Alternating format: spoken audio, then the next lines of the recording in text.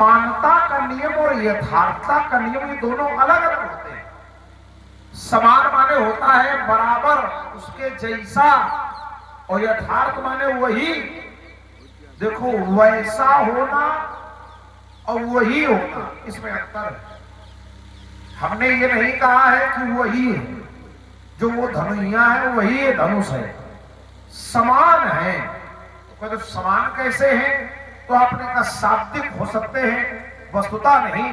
देखो, जैसे कहीं कहीं ऐसा होता है कि लोग कह देते हैं कि आप मेरे पुत्र के समान हैं। इसका क्या मतलब है? कोई गुण मिल रहा है तो वात्सल्य से कहा गया पुत्र के समान है। अब इनके जैसे तो कहा लगा पुत्र के समान है, तो संपत्ति में हिस्सा कर देंगे, समझो। अरे भाई, समानता का नियम है तो वहां कोई गुण मिल गया, पुत्र की तरह सेवा कर रहा है, भाव अच्छा है, तो कह दिया गया पुत्र के समान है। लेकिन उसमें ये नहीं चलेगा। विचार कीजिए, ऐसा भी होता है ब्रह्म अनिर्वचनीय है, ब्रह्म संसार में सर्वश्रेष्ठ है, और या यूं कहा जाए कि संसार ही ब्रह्म का स्वरूप है। लेकिन एक महात्मा को उल्टा नाम जपत जग जाना और वाल्मीकि भय ब्रह्म समाना, तो कोई एक गुण मिल जाता है तो समानता का नियम लग जाता है। भाई, एक राक्षस है और एक देवता है, दोनों समान नहीं है। लेकिन अगर मान लीजिए दोनों वीर हैं तो लोग कह देते हैं कि वीरता में तो दोनों समान है। अब एक गुण मिल गया तो समानता का नियम लग गया। ऐसे ही यहाँ एक गुण मिल रहा था हमारे लिए तोड़ने वाला, कि जैसे वो धनुइया वैसे ये धनुष। बस इसलिए कह दिया गया कि समानता का नियम है। और रही बात, संसार में और भी कई जगह समानता का नियम है। जननी सम जानव पर नारी और धन पराव बिस्ते बिस भारी। अब जननी सम जानव पर नारी, कोई भी पर नारी हो किसके समान है? माता के समान है, लेकिन माता नहीं। बात समझिए भाई, आपके लिए प्रत्येक नारी आपकी मां के समान हो सकती है, लेकिन अब आपके पिताजी बीच में आ जाए कि प्रत्येक नारी फिर हमारे लिए पत्नी के समान है, जब तुम्हारे लिए मां। लेकिन नहीं, इस सिद्धांत है, समानता का नियम लग जाएगा, क्योंकि स्त्रिया समस्ता सकला जगतसु त्वयि कया पूरित मुंबई। महात्मा मार्कंडे कहते हैं कि संसार के समस्त नारियों में वो आदि शक्ति ही है। तो आदि शक्ति मान करके जननी सम जानव पर नारी।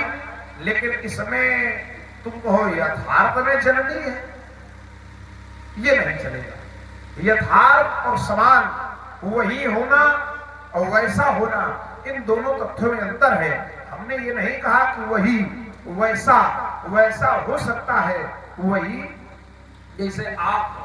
अब ऐसे अब आप हो तो भगवान शंकर के यहाँ आप गए तो शिव जी माता पार्वती आपको कह सकते हैं कि आप हमारे पुत्र के समान हैं, लेकिन आप पुत्र तो नहीं।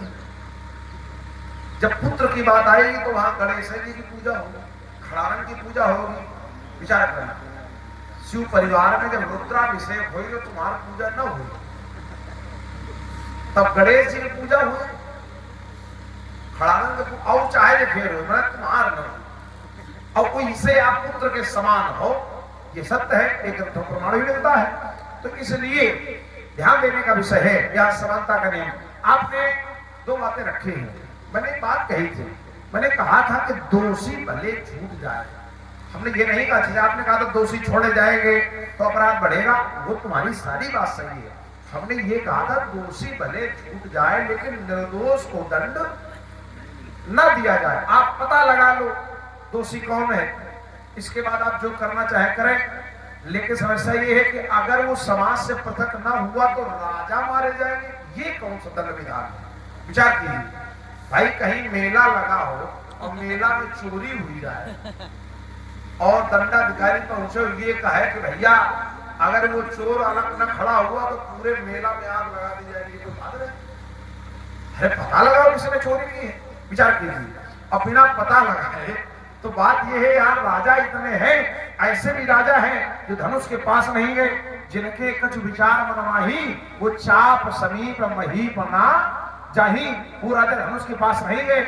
और ऐसे भी राजा हैं जिनकी बुद्धि बड़ी निर्मल है, वो सिख हमार सुन परम पुनीता जगदम्बा जानो जी सीता।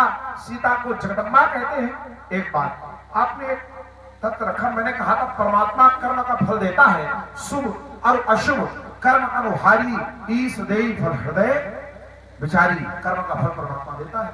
तो आपने एक उसमें तर्क दिया, दो कथाएं बताई। बोले तो प्रताप भानु के परिवार को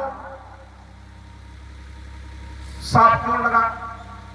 अरे तो क्या प्रताप भानु के परिवार को परमात्मा ने साफ दिया है? ये तो ब्राह्मणों ने दिया है और ब्राह्मणों ने वहां गलत किया है। बात समझिए भाई, वो गए थे भंडारा खाने, लाख भोजन में मांस मिला था, लेकिन राजा की जानकारी में नहीं था। तो आकाशवाणी हुई कि अपने अपने घर जाओ, परुषण लाग जबई मई पाला। तो भाई आकाशवाणी तई काला विप्र वृंद उठ निज ग्रह जाहू, अपने घर जाओ। आकाशवाणी ने यह कहा था। भाई ब्राह्मणों ने एक काम ज्यादा क्यों किया तुम्हारी तरह कि राजा मारे जाए?